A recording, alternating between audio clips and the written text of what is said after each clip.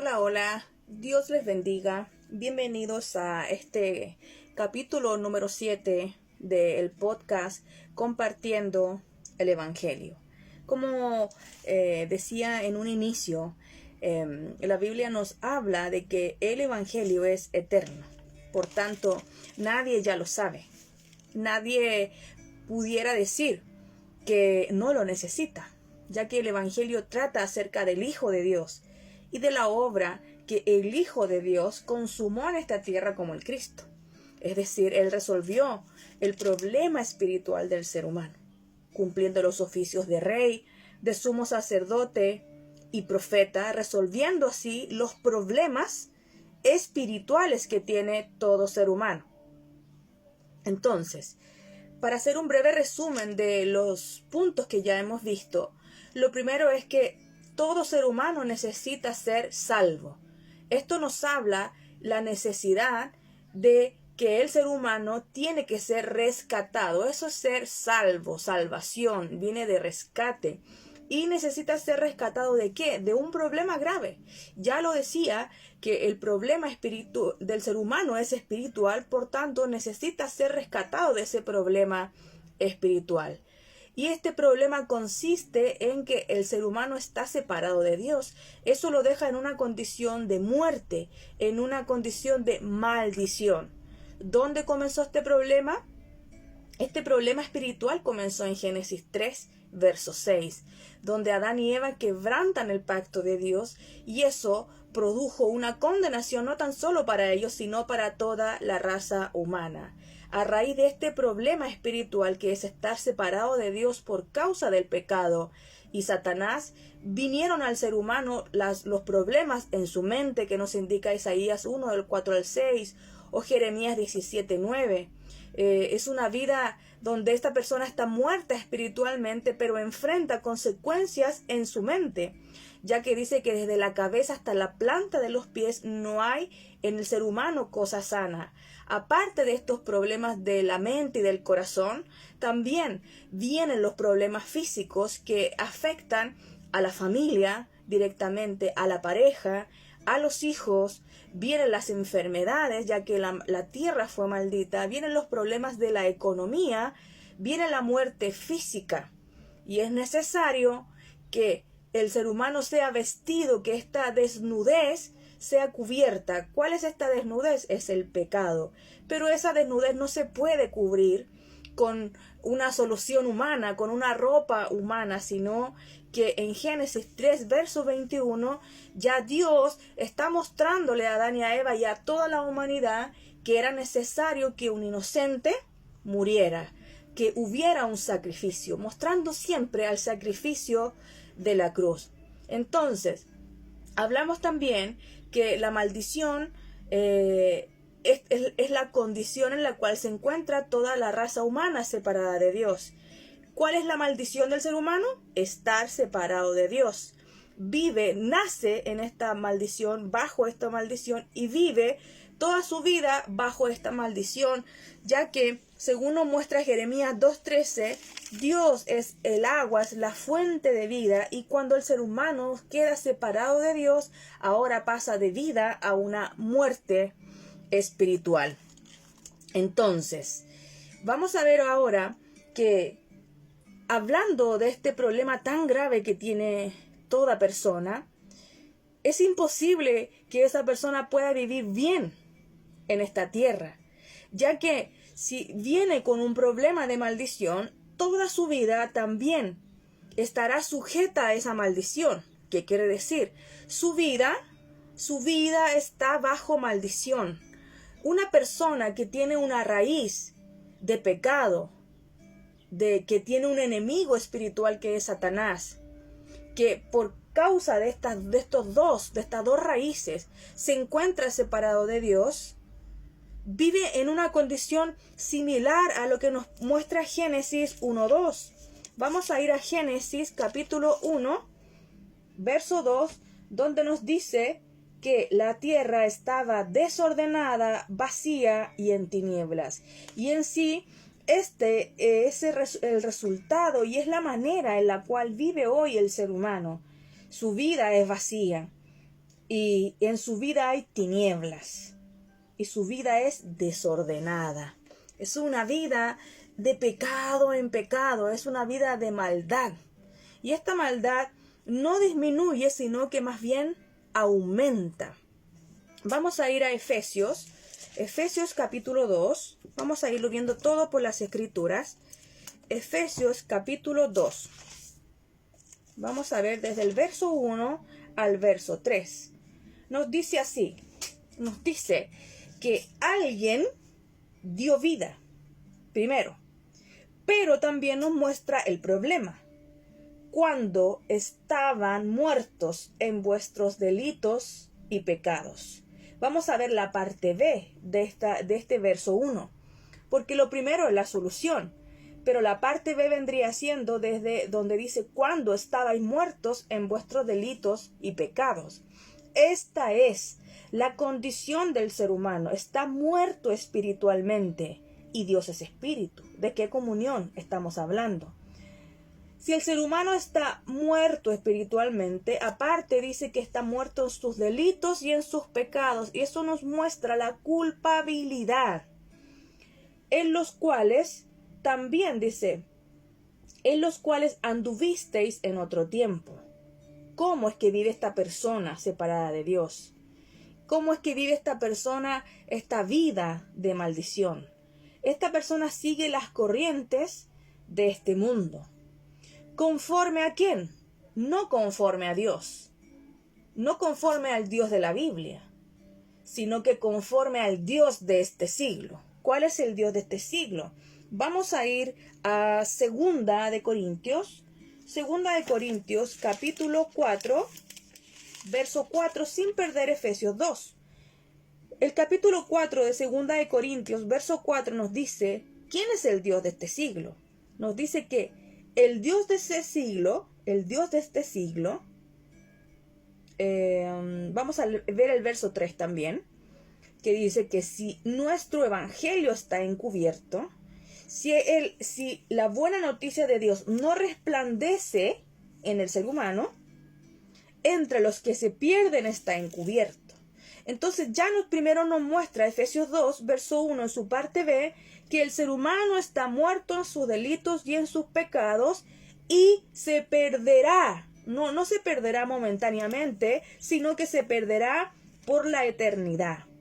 Y también dice que en los cuales el Dios de este siglo cegó el entendimiento de los incrédulos, de estas personas separadas de Dios, incrédulo, separado de Dios. ¿Para qué? Para que no le resplandezca la luz del evangelio de la gloria del Cristo, el cual es la imagen de Dios. No entiende el evangelio, no cree el evangelio. Por lo tanto, es una persona que se perderá por la eternidad y seguirá en esa condición de tinieblas, la cual hablábamos hace un momento. Desorden, vacío y tiniebla. No puede ver, no puede creer. Por eso muchas personas, cuando usted les habla, esta persona dice, yo no creo en Dios, yo no creo en la Biblia, yo no puedo entender eso, yo no puedo creer esa historia. ¿Por qué? Porque esa persona tiene su entendimiento entenebrecido. Porque su vida la controla el Dios de este siglo. ¿Cómo es eso? Si yo creo que soy un hijo de Dios. No es así, ya que la identidad de hijo de Dios se perdió en Génesis 3:6. Y ese ser humano, Adán y Eva y toda su descendencia, y todos los que nacen y ellos quedaron siendo hijos del diablo. Esa es su identidad. Vamos a ir a Juan 8, verso 44 para que lo veamos por las Escrituras. Juan 8, verso 44 dice, vosotros sois de vuestro padre el diablo, y los deseos de vuestro padre queréis hacer. Él ha sido homicida desde el principio, y no ha permanecido en la verdad, porque no hay verdad en él. Cuando habla mentira, de suyo habla, porque es mentiroso y padre de mentiras. Esa es la identidad. Hijos del mentiroso, hijos del homicida. Esa es la identidad. Por eso que son controlados por el diablo. Ese es el mismo Dios de este siglo que ha cegado su entendimiento para que permanezca en esa tiniebla y no crea la verdad eterna de Dios.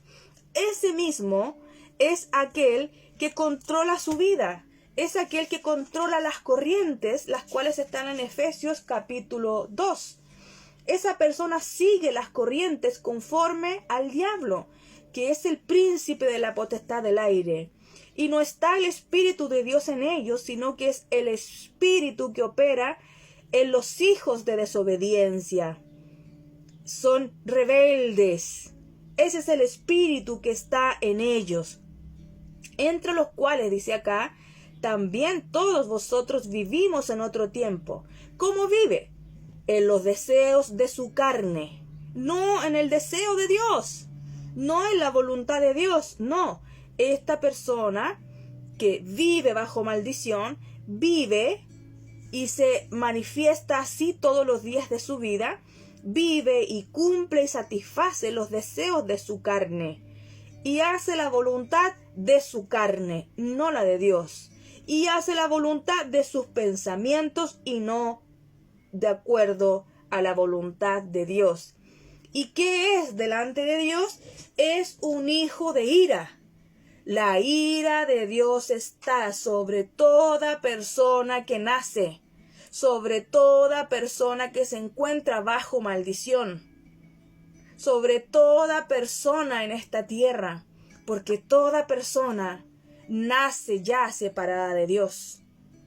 Es una persona ya desobediente, separada de Dios, muerta en sus delitos y en sus pecados, culpable ante Dios, no puede hacer la voluntad de Dios, no puede cumplir la voluntad de Dios, no es un hijo de Dios, no puede cumplir la voluntad de Dios, sino que hace los deseos, cumple sus propios deseos, vive, piensa, se manifiesta, se mueve, toma decisiones conforme a sus propios deseos y hace su propia voluntad, su voluntad que está caída, su voluntad que está en tinieblas y su carne que también está caída. Eso es la vida de aquella persona que vive separado de Dios, que está separado de Dios, muerto espiritualmente, vive una vida bajo maldición.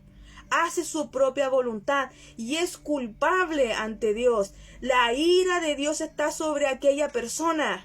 No puede irle bien. Y aunque pareciera irle bien, la ira de Dios está sobre aquella persona. Esto también nos habla que esa persona está condenada por la eternidad a estar separada de Dios, o sea, en ese estado de muerte espiritual, pero ahora eternamente luego que parta de este mundo. Es terrible esa condición. A veces nos preguntamos por qué sucede esto y por qué pasa esto en el mundo, pero ignoramos nuestra condición. No conocemos nuestro estado de muerte. No entendemos que estamos separados de Dios. Y aunque digamos que somos hijos de Dios, esa no es la verdadera identidad del ser humano que nace, sino hijo del diablo. ¿Cómo no va a ser grave este problema espiritual? Es muy grave. Vamos a ir a Romanos capítulo 1, verso del 18 al 32, para entender mucho más cómo, de qué trata esta vida bajo maldición, qué tan grave es. Nos dice así, Romanos capítulo 1 desde el verso 18, porque la ira de Dios, nuevamente, se revela, o sea, se muestra desde el cielo contra toda impiedad, contra todo impío y contra toda injusticia de las personas, de los hombres, que detienen con injusticia la verdad.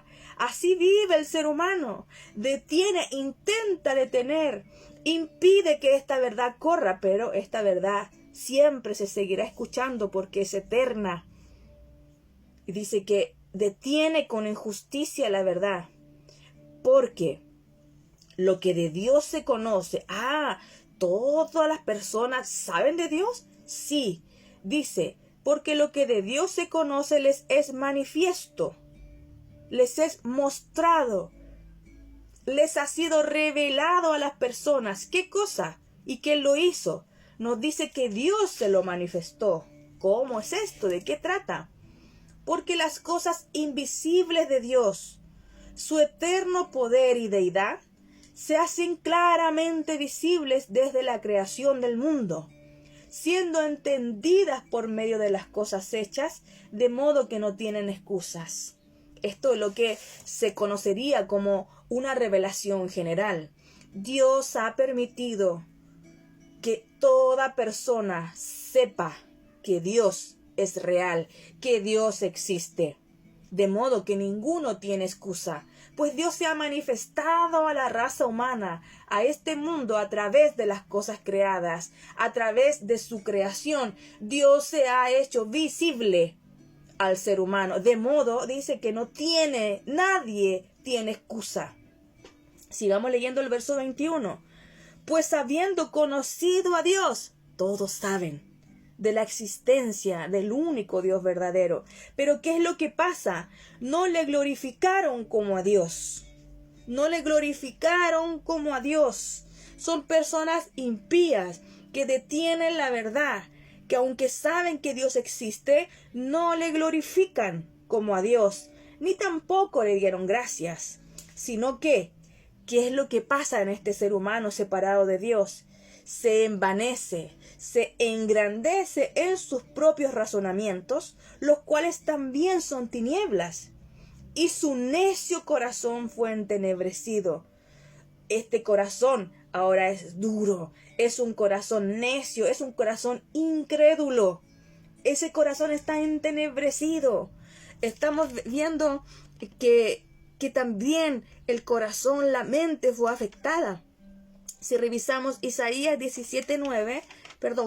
17:9 nos dice que engañoso es el corazón y perverso, más que todas las cosas. Es un corazón perverso, oscuro, malo, más que todas las cosas. Y entonces, si ese corazón está entenebrecido, también sus razonamientos están entenebrecidos. Su corazón es necio, es un corazón incrédulo. ¿Y qué es lo que dice el ser humano de sí mismo? El ser humano cree que es muy sabio, profesa ser sabio, les dice a todos que es muy sabio, muy sabia, pero a la vez se hicieron necios. ¿Y qué es lo que hicieron? Cambiaron la gloria del Dios incorruptible. Incorruptible significa que no tiene pecado, que es sin mancha, que es santo, que es puro. Cambiaron al Dios incorruptible, al Dios santo, en semejanza de imagen de hombre que es corrupto, de aves, de cuadrúpedos y de reptiles. Así vive el ser humano su vida bajo maldición. Por lo cual también Dios los entregó ¿a qué? ¿Cómo es que vive? A la inmundicia.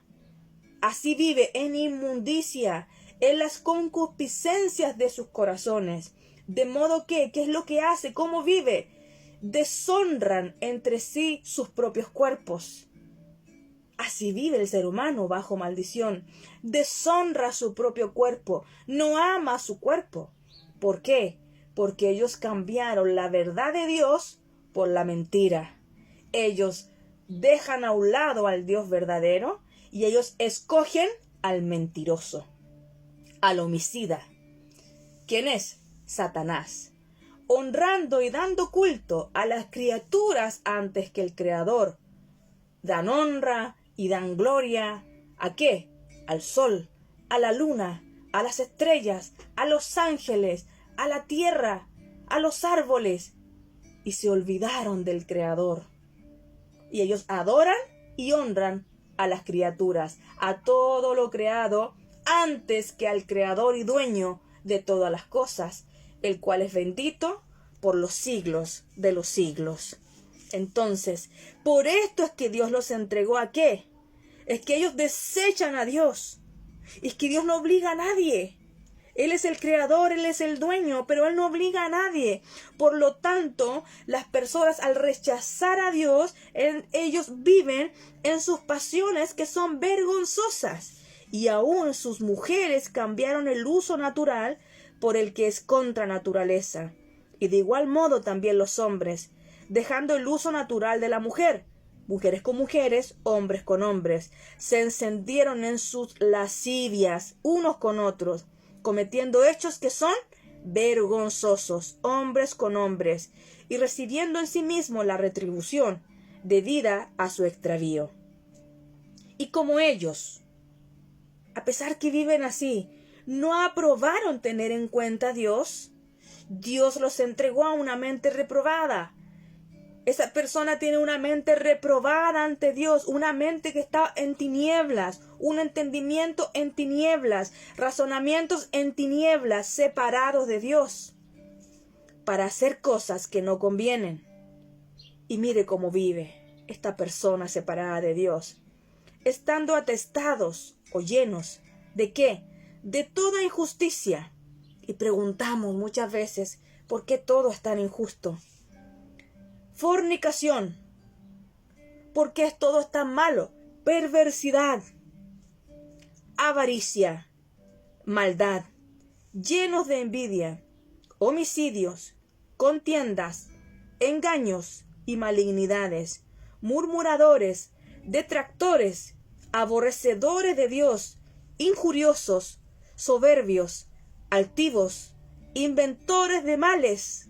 Cada día inventan más maldad, desobedientes a los padres, necios, desleales, sin afecto natural, implacables, sin misericordia, quienes habiendo entendido el juicio de Dios, que los que practican tales cosas son dignos de muerte, no solo las hacen, que esta persona que vive bajo maldición, esta persona se complace en hacer estas cosas malas, en vivir de esta forma. Se complace en aquellos que las practican junto con ellos. Aunque saben que hay un Dios verdadero, aunque saben que aquella persona que está separada de Dios le espera estar eternamente en esta condición de muerte, aún así se complace en hacerla, se complace en aquellos que la practican junto con ella, se jactan de su maldad, se jactan de su soberbia, se jactan que son implacables, se jactan que son desleales, se jactan cuando roban, se jactan cuando matan, se jacta la persona cuando engaña, se jacta cuando maltrata a otro. Eso es la vida del ser humano. Así es que vive, separado de Dios, bajo maldición. Toda su vida vive en esta condición de muerte. Entonces, debido a esta condición de muerte, a esta vida bajo maldición, es que es imposible que el ser humano se pueda reconciliar con Dios por sus obras, porque todo es maldad separado de Dios. Usted se preguntará, ¿cuál es la solución? ¿Cómo puedo hacerlo? ¿Por qué Dios no hizo algo para salvarme? Claro que sí. En Génesis 3:15 Dios prometió a su ungido. Y su ungido vino y consumó esta obra de salvación.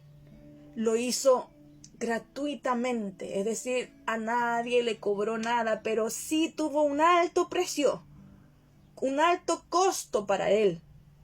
¿Cuál? Su propia vida. Su sangre justa fue derramada, porque era imposible que la sangre de los toros y de los machos cabríos pudiera hacerlo. Era solo por un tiempo. Todo el derramamiento de sangre del Antiguo Testamento servía, pero no era suficiente, ya que las conciencias de las personas no cambiaban y seguían practicando la maldad. Por eso fue necesario que viniera la ofrenda perfecta, el Cordero Santo de Dios. ¿Y sabe cuál es la buena noticia? Porque eso significa evangelio, buena noticia. Es que esta promesa de Génesis 3:15 dada por Dios mismo, Él mismo la cumplió. Y vino su ungido. Mesías en hebreo, Cristo en griego, ambas palabras significan ungido. Vino a esta tierra y consumó la obra que nos salva a usted y a mí y a toda la humanidad. En la cruz, con su muerte y con su resurrección. Consumado es, nos dijo en Juan 19:30. ¿Y qué nos dice? Romanos 1, verso 16. porque no me avergüenzo del Evangelio. Claro que no es vergüenza, porque el Evangelio es poder de Dios. ¿Para qué? Para salvarnos. ¿A quién? A todo aquel que cree. Al judío primeramente y también al griego. El judío y los no judíos. Eso habla de los gentiles. Porque en el Evangelio la justicia de Dios se revela por fe y para fe. Como está escrito, mas el justo por la fe vivirá. ¿Quién es el justo que puede vivir por la fe? Aquel que ha sido justificado por el justo. ¿Quién es el justo? El ungido. ¿Quién es el ungido? Es Jesús. Jesús es el ungido de Dios, aquel que vino a resolver este problema espiritual tan grave de todo ser humano. Consumó la obra perfectamente y regresará por segunda vez a salvar a los que le esperan, nos dice Hebreos 9, verso 28. ¿De quién trata el Evangelio? De Jesús, como el Cristo, el Hijo del Dios vivo, quien vino y regresará. Lea Romanos 1, verso del 1 al 4.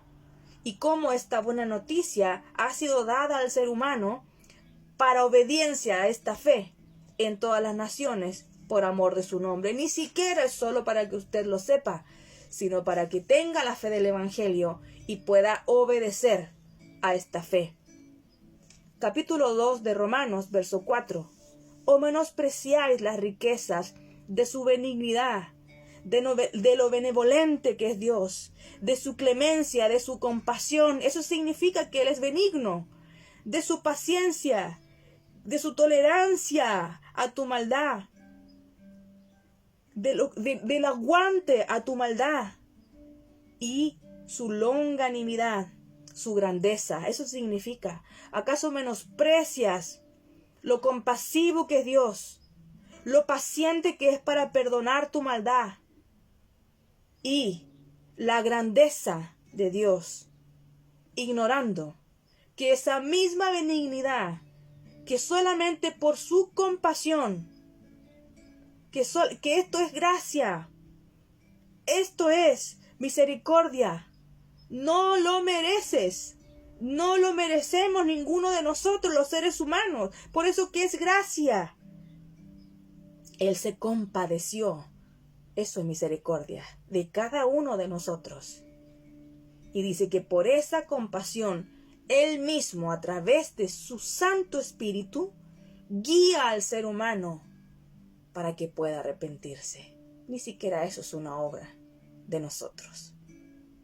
Anhelo que esta gracia, que hoy lo que ha oído no sea un mensaje más, sino que pueda ser el mensaje de su vida, aquello que le va a dar vida todos los días, para que usted pueda tener vida y dar vida a otros y esperar al Señor y al Cristo.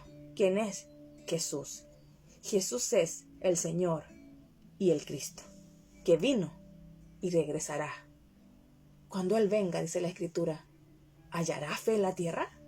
Muchas personas creen muchas cosas, pero la fe del Evangelio, la fe de la obra que Él consumó allí en la cruz y la resurrección. Y usted puede decir rápidamente, sí, yo la creo, pero usted no vive para Él.